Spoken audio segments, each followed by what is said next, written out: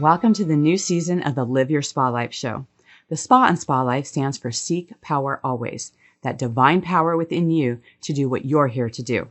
The theme for this season is intentional living.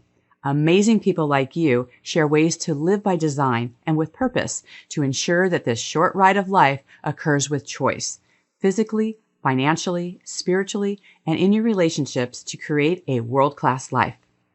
In these times of uncertainty, it's time for you to move past the distractions and start trusting yourself more through your God-giving knowingness. No one truly knows better what's best for you than you. In this season, you'll have plenty of examples of people choosing their best life and creating a positive impact through intentional living. Thank you for sharing your precious time with us and being part of the Live Your Spa Life conversation.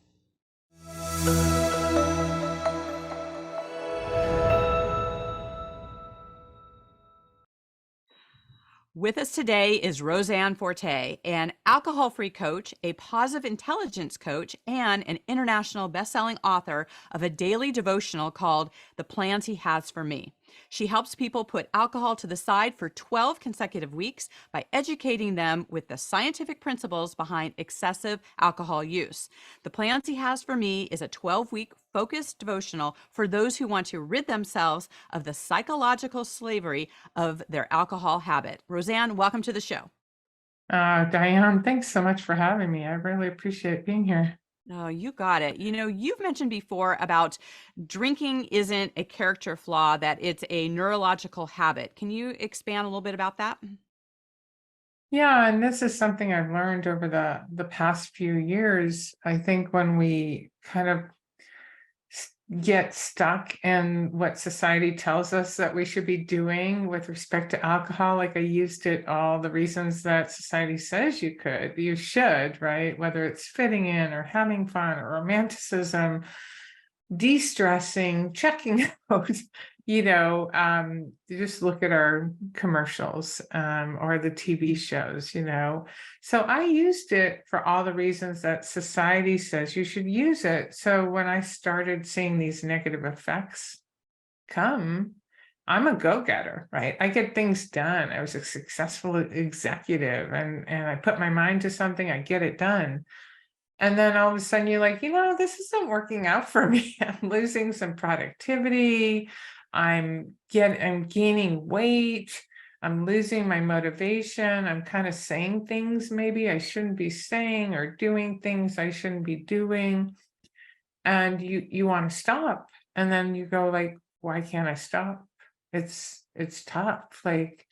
And so you start beating yourself up because of course, I was wired to just, what I say is what I do, my word is my word, yet I couldn't get a grasp of this. And that's what I think that answers your question as to I'm starting to beat myself up. But what I started to understand is, one, there is a neurological thing that's happening in my brain when I use what's called an addictive substance, and it could be any addictive habit, right? All of us have something, whether it's checking our cell phone or being on the internet or, binge watching TV, right? Once we start doing something over and over again, it becomes what we call a neurological habit. Well, certain habits provide dopamine hits that are super high. And the bigger the dopamine hit on your habit, the more your biology is getting messed up in your brain. And it's just in understanding this that I was able to take away the guilt and shame that I was, hitting myself with, and understanding the science of the brain and the lies that I feel like society engaged me in, to just go, yeah, this is what you're supposed to do. And I got caught in that trap, and I feel like a lot of people get caught in it, and they're kind of secretly having these conversations with themselves, like, what's wrong with me? Why can't I stop? Like, oh, I don't want to be one of those people. Like, you know, Right. and those are the conversations I was having with myself. Like, I don't want to be known as one of those people, so I'm trying to get the shame out of it, bring the science of the brain and into it. And yeah, kind of, for me, it's looking at, I'm not sure if you've dealt with this concept before, cognitive dissonance. Have you ever Yes. heard of that before? Yeah. Yes. And there's a lot of cognitive dissonance going on, and any substance habit, because I used to be a really heavy smoker, so I kind of understand this too. It's having two competing thoughts about the exact same thing. So it's loving alcohol, loving what it gives you in life, believing that you need it to have fun, you need it to have romanticism, you need it for friendships and business, versus knowing, like, this is really bad for me. Like, I wonder if I'm going to have liver problems. I'm feeling terrible. I can't lose weight without it. Like, so two competing thoughts about the exact same substance. And so what I try and do in the devotional and in coaching is trying to solve for which is true. Like, because we want to just identify the lies that we're telling ourselves. Right. And not make it about us, just make it about how are we processing information, and how can we change that processing. Right. Well, I think that's such a good distinction, because so many times people want to say, oh, it's right or wrong, good or bad, but just asking questions, and particularly the question of, is this good for me? Is this, how I want to live my life? Is it like, what's this doing for me? Like, when we start asking these deeper questions and start having an awareness around it, then we can actually do something about it. So in your research, and as you've been like going through this personally as well, why do you think there's so much social pressure around alcohol? Yeah, I do, like, I'm older. And I remember the times when I was younger and we had cigarette commercials that were kind of doing the same thing. And I used to be a heavy smoker. So when I grew up, we had the Marlboro Man and Virginia Slims. And she was the sexy woman with the, cigarette extender in her hand. And we literally even had commercials that said, your doctor recommends Camel Lights, right? And so we are a world of social media and advertising, and we are influenced by what we are sold. And we were sold that when I was younger, and I bought into that because nobody told me any different. My parents were smokers, so I just followed my parents, and I followed what was cool.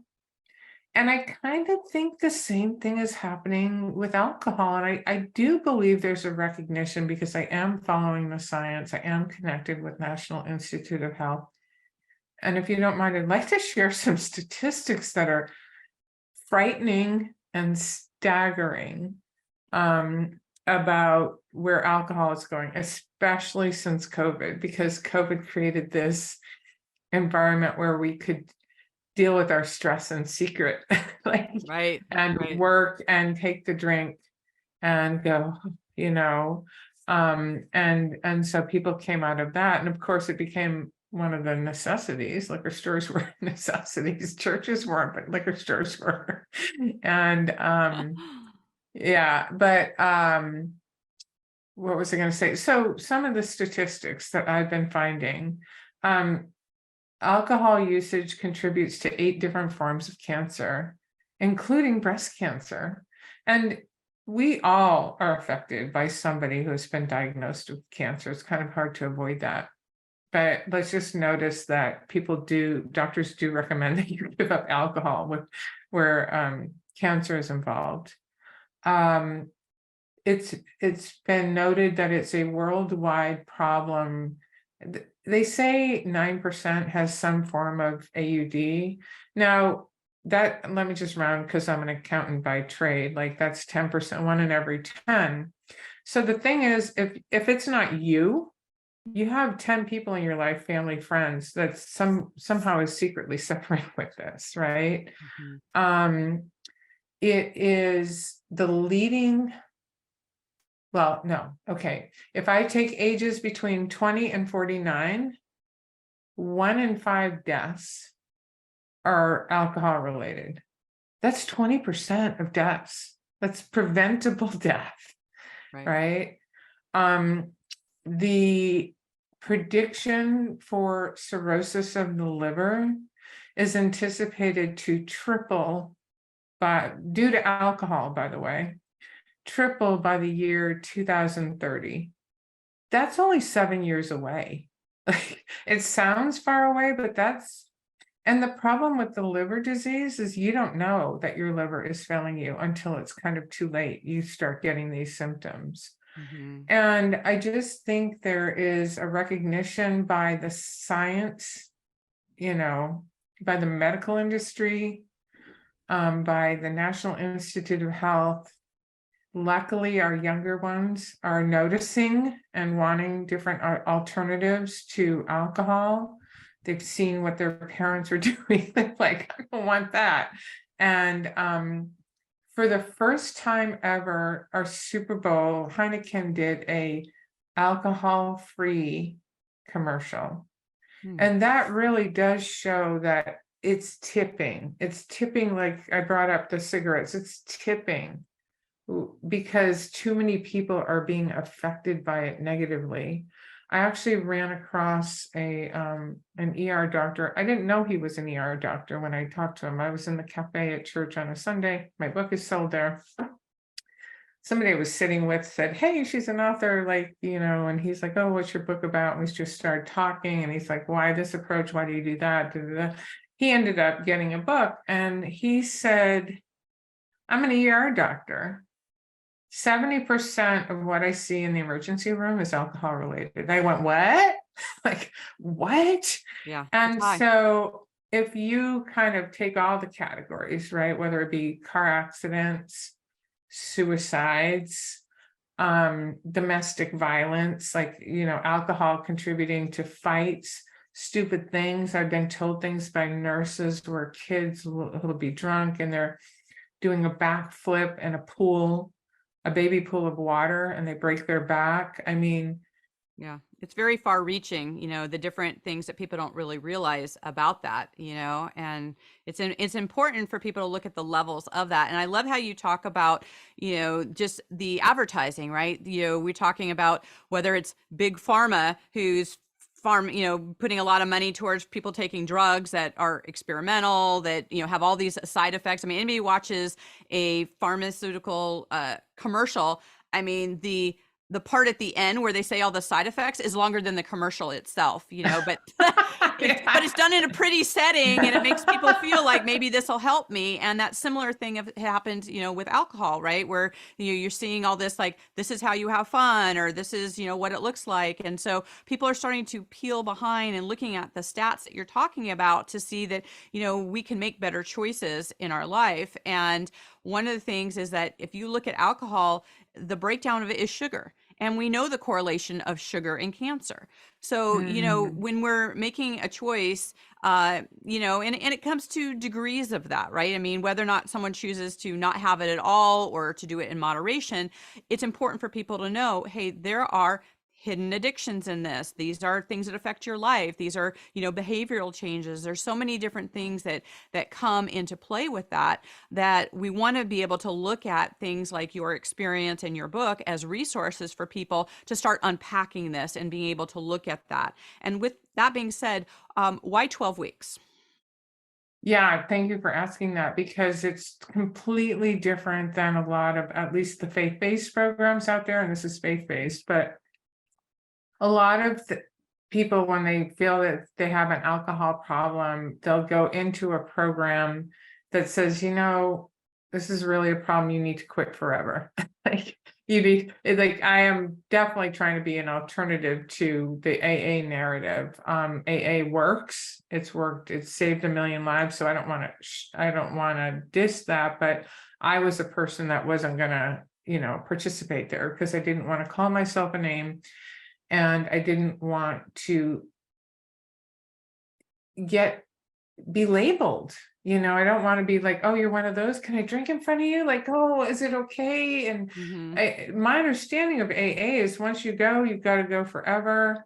You need to come to the meetings. You're like, to me, it's a victim approach. And I already had a higher power. I love God. I'm a Christian. So that wasn't the issue for me. And so what I'm trying to do, and this came from my personal experience, I went through a secular program first, and I put it aside for 90 days. I experienced so much transformation. I lost weight, my blood pressure went down, my confidence went up, my connection to people went up, my productivity went up. And I was like, wow, like this is super cool. Why did I believe all this stuff? And I just want people, this is faith-based. So in the secular program, I saw a lot of people, it's choice-based. So you can do what you want. For my program too.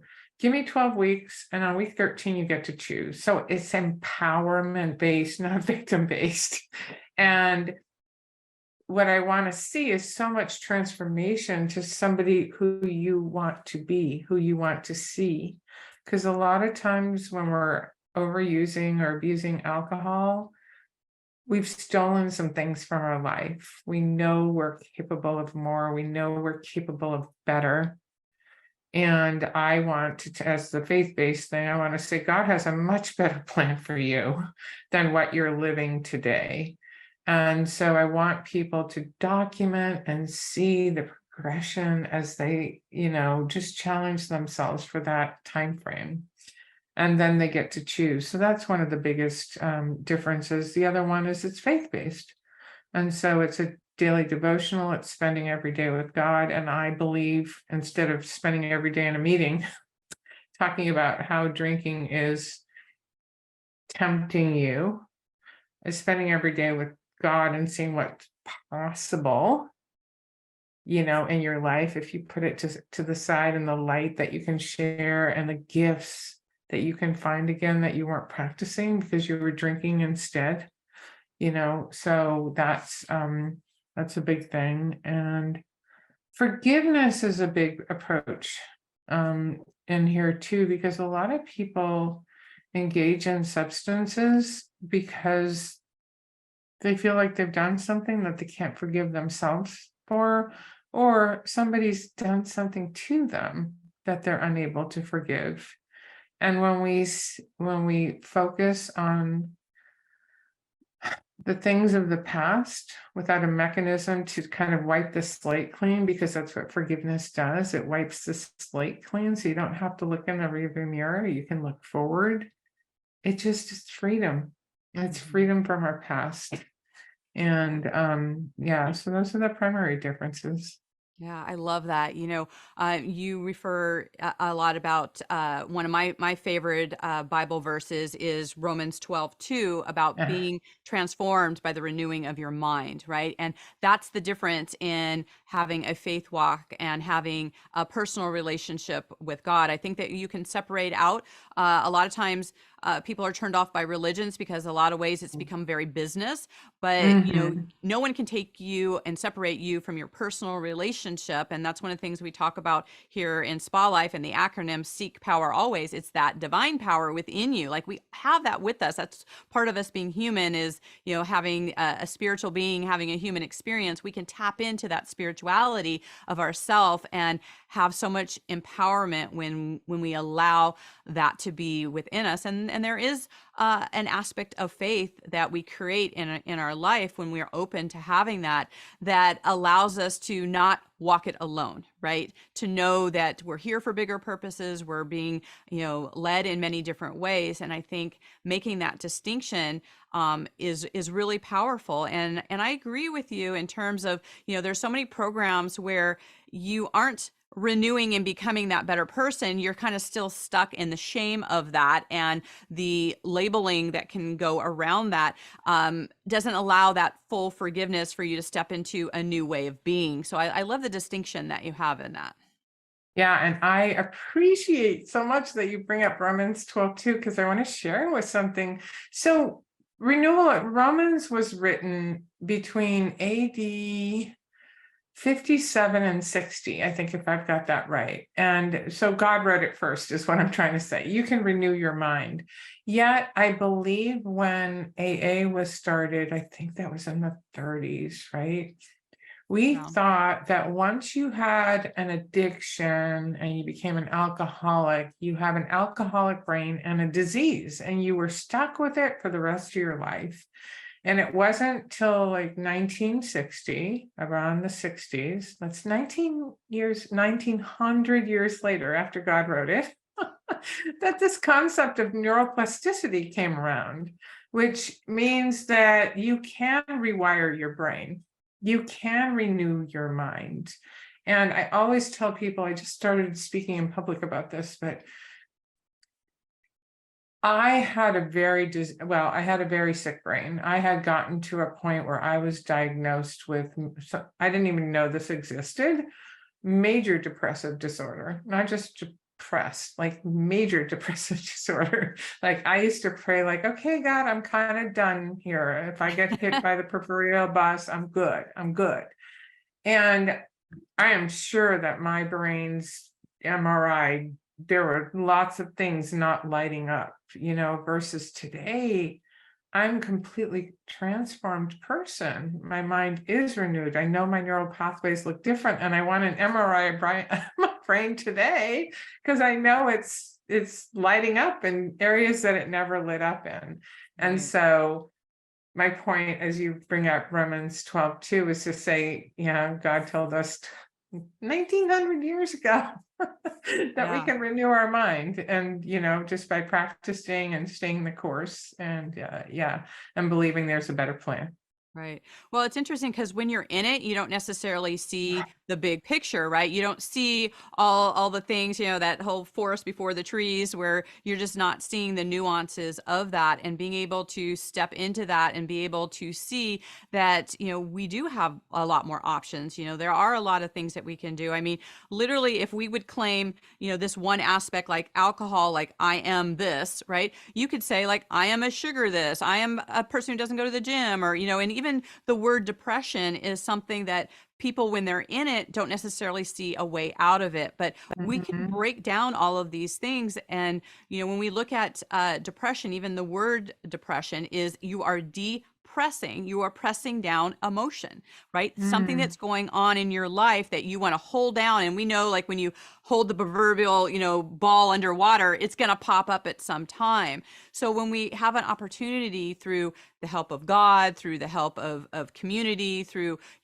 all the different things of relying on something bigger than ourselves, we can start kind of taking these things apart and see where we can get some support and where we can look at things, and having the awareness of it first and be like, okay, I am not this, right? I am Mhm. a higher spiritual being, and there are a lot more tools that we can maneuver through this. So I love the more holistic place of this, that moving away from the shame and the labeling around it. Yeah, and I just want to really emphasize something that you just mentioned, is when we are stuck, when we appear stuck, we really need to look to people on the other side and understand that what we believe right there and right then is a lie. And we need to search and have that awareness of truth and keep, marching forth. We need to have a vision of something better. Even when I went back and I think about my brain when I was smoking cigarettes, I was a really heavy smoker. And I quit, I didn't call myself a cigaretteaholic or smokeaholic. I didn't recover. I didn't recover from it. I quit because it was killing me, right? And it was super socially unacceptable. And I was in California. Yet I had the same thoughts as I did about alcohol. I don't know that I can live without it. How am I going to do this forever? I know I have to quit. It's killing me. But so I made a deal with myself, and it seems like such a silly deal, but you need to make a deal with yourself at some point because it's a lie. I said, well, I need to quit right now. But when all my friends are dead, I can start again. So I have something to look forward to. Because I couldn't, and that's why the 12 weeks is important too, right? I couldn't imagine forever. When you are stuck in this battle, super hard to imagine forever. When I did my 3 months, I had no intention. I just said, look, things are pretty bad. I need to know what it feels like to be 3 months out. I have no idea. And that's all I'm inviting you to, is just test this for 3 months, and we will document together in the, whether it's in the devotional or coaching, we will document together how much better life is. You will be happier, healthier, more alert, making more money, like having better relationships, not regretting what you did the night before, not, there's just it just goes on and on. Right. Well, and we tend to be really hard on ourselves too. And there's something also about the mind that has us sometimes just kind of forget the journey and path. So I think it's so important you talk about kind of documenting along the way, because sometimes we forget how far down we are, or the type of mental games we played with ourselves, or what was actually going on in our life at this time. Because when we look at the newer, brighter version, we tend to just forget those things. And when you have those things written down, you can really see how far you've come. And then you can actually make a choice from that place of, do I like who I am becoming and who I am being?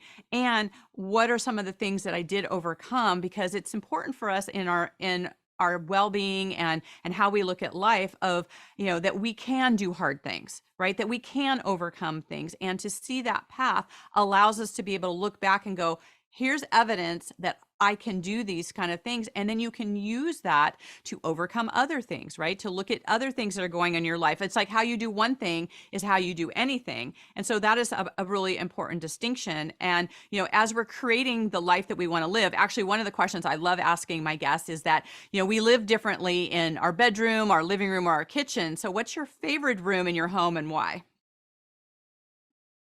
It definitely is my bedroom.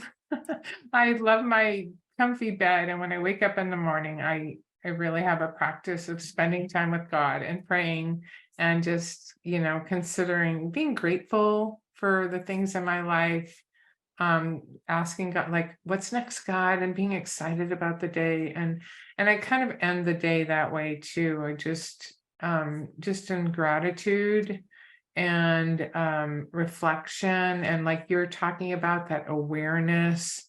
It's just that quiet time, that gift to yourself of a moment of self-care and self-love, and just being still. So the bedroom is it for me, for sure. I love that so much. Well, I know that our listeners are going to want to stay in contact with you. How can they best do that? Yeah, I can be found. A lot of information about me can be found at www.theplansehasforme.com.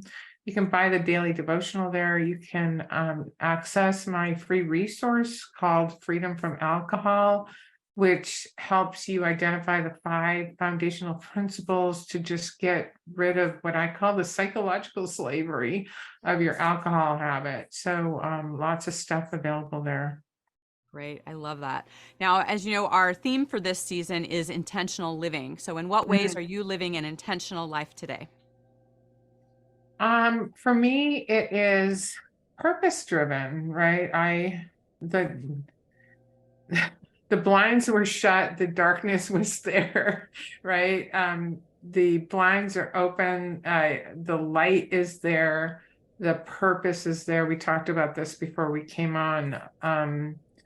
Helping just one person lights me up, right? It doesn't have to be the world. It's just being a positive influence in just one person is just the best experience. And I'm sure you know this with what you do too, the best experience that one can ask for. It's a purpose-driven life. So yeah, I love it. I love it so much. That's living with intention, understanding that you can give light and hope to somebody else in this world. So good. Well, thank you so much for sharing your journey and your wisdom with us here today, Rose Ann. Thanks for having me, Diane. It's been great. Thank you. And to our listeners out there, if you're in a place where you're struggling, with addiction in any area of your life, or you're feeling depressed, reach out, grab a resource like Rose Ann has, talk to somebody, don't walk this walk yourself. And, maybe this is the time for you to start speaking to God, right? Bring him into your heart, ask him for that next step, right? One of my favorite quotes is about, take the first step, no more, no less, and the next step will be revealed. You don't have to know the whole journey. Just take that first one. Oh, amen. Thank you. You got it. So thank you all for joining us today. And until we connect again, live your spa life. Bye for now. Bye-bye.